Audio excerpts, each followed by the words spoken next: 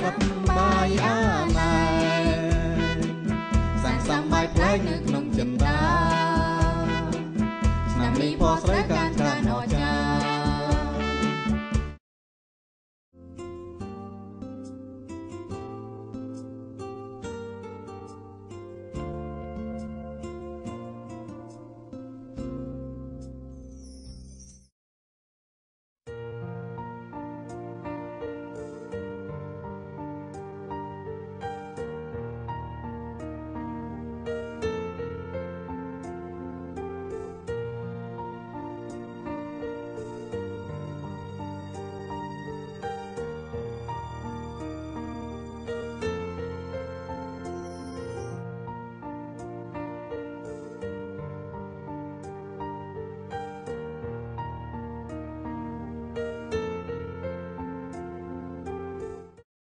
សប្បាយអាណែ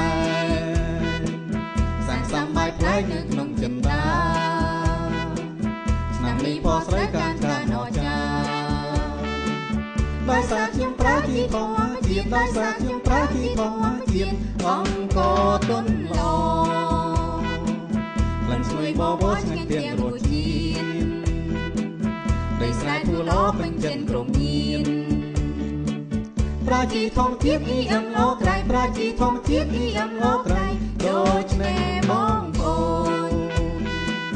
សូមកុំភ្លេចខ្លួនជាអ្នកដទៃទៅប្រើជីផ្សេងដែលគេស្រឡាញ់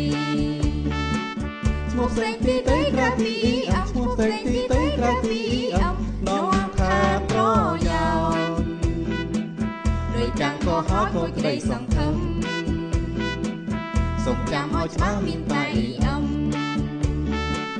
ដល់ដីសង្ឃឹមញញឹមរហូតដល់ដីសង្ឃឹមញញឹមរហូត